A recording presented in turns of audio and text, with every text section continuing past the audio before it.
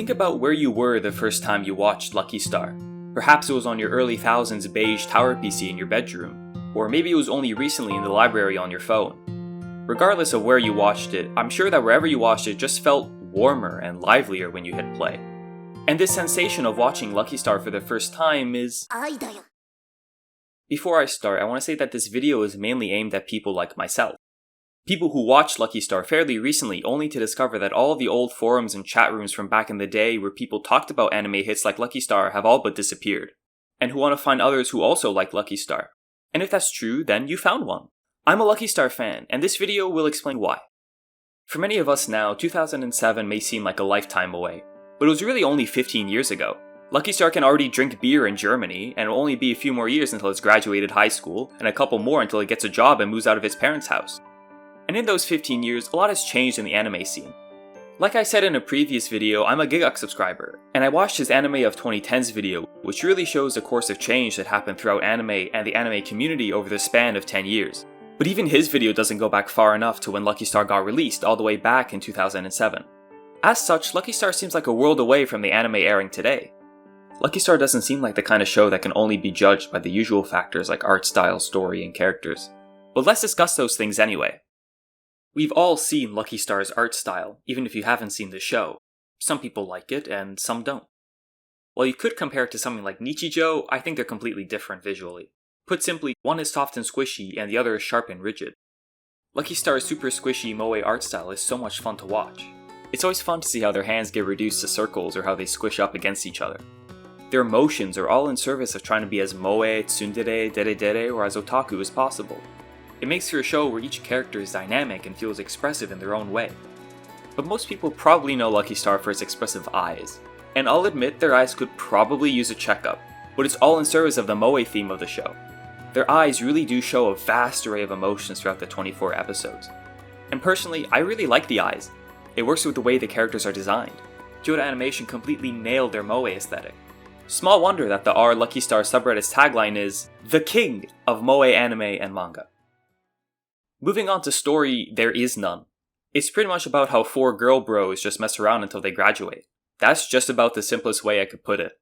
Talking about Lucky Star's story is kind of a waste of time, since the closest it gets to having an actual story is the occasional reoccurring joke, lucky channel, and maybe the Shiraishi Minoru bits at the end. While all of these are funny, it's not much of a concrete story. I mean, half of the first episode is the four of them talking about how they eat a chocolate korone, not what many would call good pacing. And the last of the fundamentals are the characters, and I think that Lucky Star is a huge winner in that department. Every single niche is covered here. Otaku weeb, sarcastic tsundere, kind-hearted simpleton, and smart moe. There's also different mixes of these tropes in the side characters. But overall, these are the four main personalities on display. The main duo of Konata and Kagami feel like they're always at odds with each other, whose arsenals of insults are always updated with new one-liners every episode with the sole purpose of trying to destroy each other. All the while Tsukasa and Miyuki try to get out of the blast zone. All of this is just a roundabout way of saying that they're a normal group of friends who love each other, and still make time for taking occasional jabs at one another. It creates this dynamic where you feel like you're just eavesdropping on a group of friends just like yours, and it feels like you're building a rapport with everyone, like you could walk into class the next day and instantly come up with something to chat about with the four of them.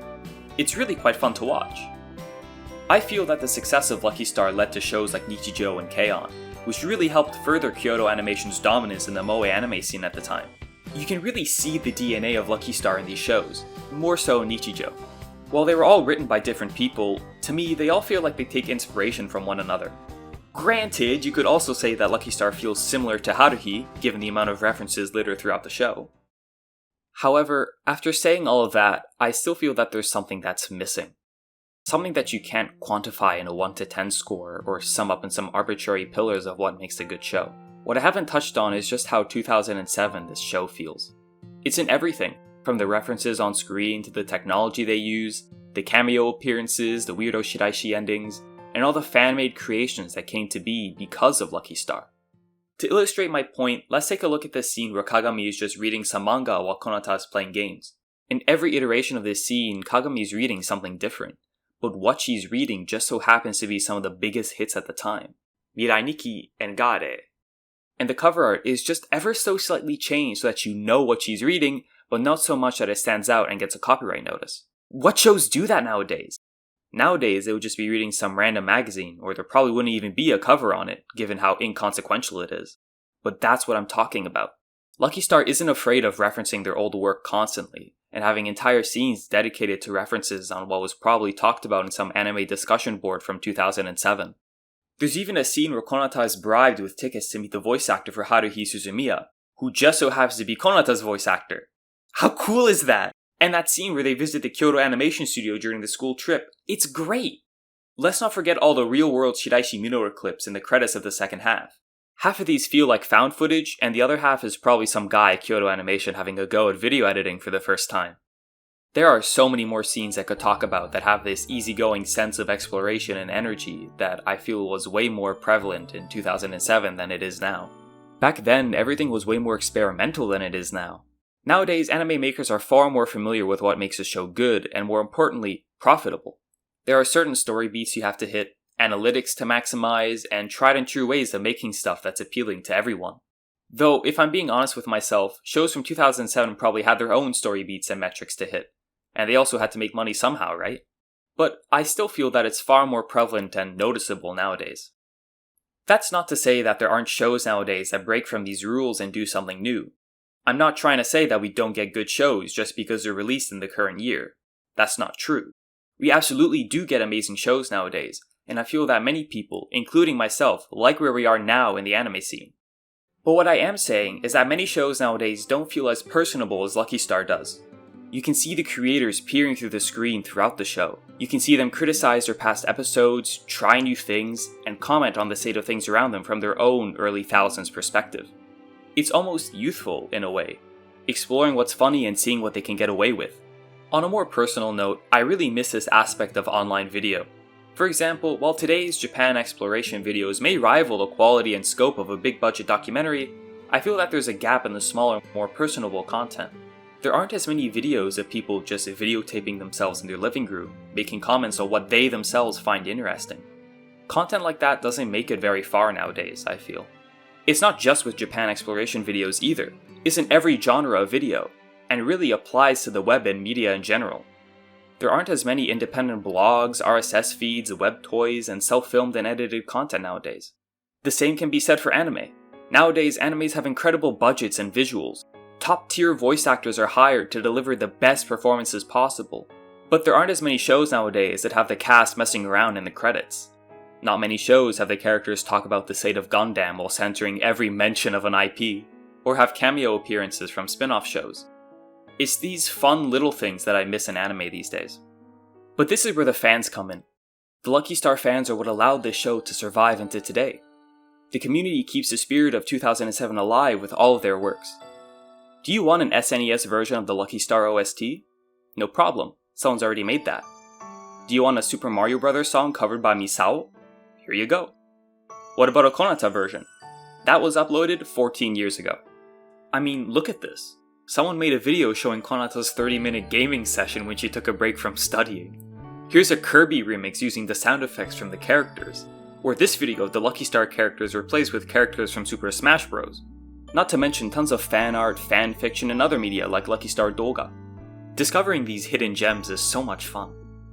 And instead of sharing it through RSS or a blog, it's happening on Twitter, YouTube, and Reddit. It's there.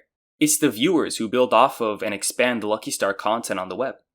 It's the viewers who painted the murals and drew the characters 10 years after they graduated.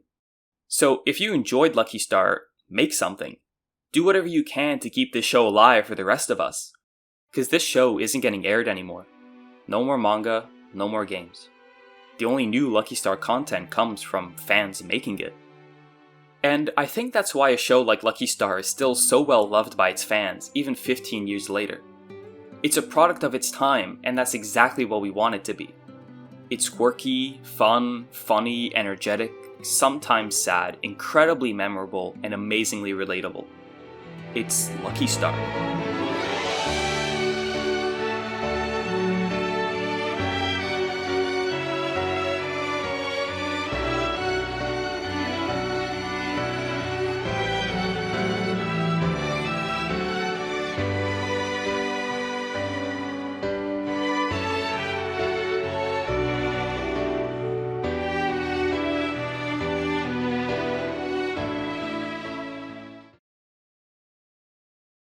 I'm sorry to pull this cliche, but literally after writing this script, they announced that the Lucky Star manga will continue this November. This is the biggest news since the series went on hiatus in 2014, and the response has just been incredible.